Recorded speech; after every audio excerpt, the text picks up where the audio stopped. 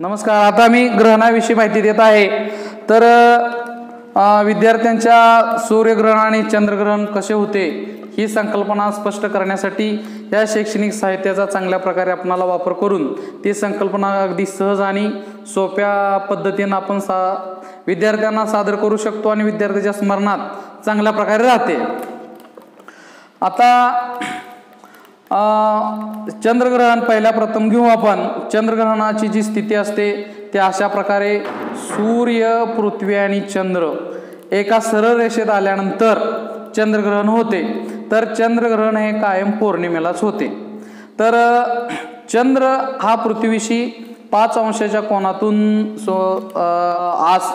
तेवढा आज त्याचा कललेला आहे. त्यामुळं प्रत्येक पौर्णिमेला सूर्य, पृथ्वी आणि चंद्र एका सरळ रेषेत येत नाही. तर अशा प्रकारे पौर्णिमेला सूर्य, पृथ्वी आणि चंद्र एका सरळ रेषेत आल्यानंतर सूर्याचा प्रकाश पृथ्वीवर पडतो आणि पृथ्वीची सावली चंद्रावर पडते. दिवस तर आहे पौर्णिमेचा. अंधाऱ्या रात्रीत जे लोक आहेत आपल्या पृथ्वीवरील त्यांना पौर्णिमेला पूर्णपणे चंद्र असा प्रकाशमान दिसायला पाहिजे, परंतु चंद्र अजिबात काहीच दिसू शकत नाही. त्या स्थितीला चंद्रग्रहण असे म्हणतात. तर सूर्याचा प्रकाश पृथ्वीवर पडतो, पृथ्वीची सावली चंद्रावर पडते. त्यामुळं पौर्णिमा असून सुद्धा पृथ्वीवरील लोकांना चंद्र दिसत नाही. त्यावेळेस चंद्रग्रहण खग्रास चंद्रग्रहण असे म्हणतात. आणि परत सावली कमी म्हणजे चंद्र फिरत राहिल्यानंतर थोडासा चंद्राचा भाग दिसू लागतो. त्याला खंडग्रास चंद्रग्रहण असे म्हणतात. आणि अशा प्रकारे खग्रास चंद्रग्रहण आणि खंडग्रास चंद्रग्रहण असे चंद्रग्रहणाचे 2च प्रकार आहेत. आणि जास्तीत जास्त चंद्रग्रहण 107 मिनिट असू शकतं.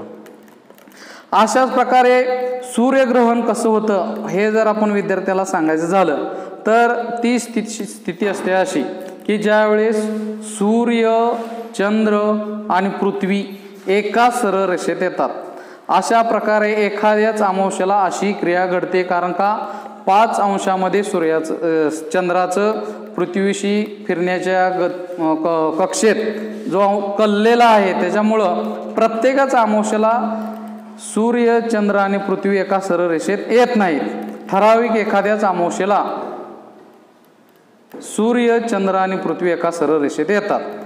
तर अमावस्येला सूर्य एका सरळ रेषेत आल्यानंतर सूर्याचा प्रकाश चंद्रावर पडतो आणि चंद्राची सावली पृथ्वीवर या ठराविक इथल्या जे या रेखावृत्तावर जे लोक असतील पृथ्वीवरील त्या लोकांनाच अशा प्रकारची स्थिती असते की चंद्राची सावली त्या पृथ्वीवरील भागावरील लोकांना पडल्यामुळं त्यांना दिवस असून सुद्धा रात्र असल्यासारखी परिस्थिती निर्माण होते. सूर्य अजिबात दिसत नाही.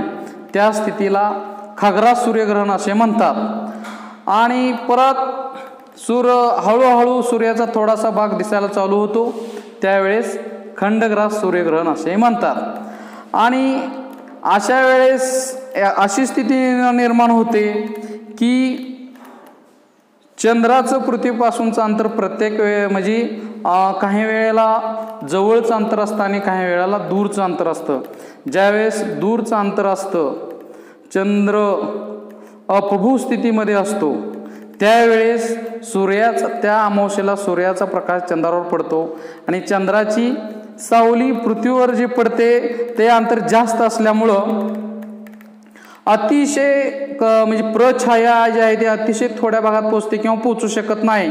आणि उपछायातील लोकांना आणि तेथील लोकांना त्या सूर्य जो दिसतो तो सूर्याचा फक्त कंकणाकृती असं जे आहे कंकणाकृती कडं दिसतं फक्त.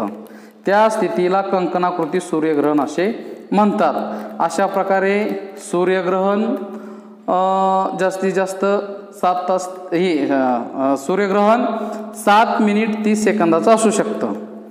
तर अशा प्रकारे चंद्रग्रहण आणि सूर्यग्रहण आपण या साहित्याद्वारे अतिशय सोप्या पद्धतीने संकल्पना आपणाला सिद्ध झालेली आहे. नमस्कार.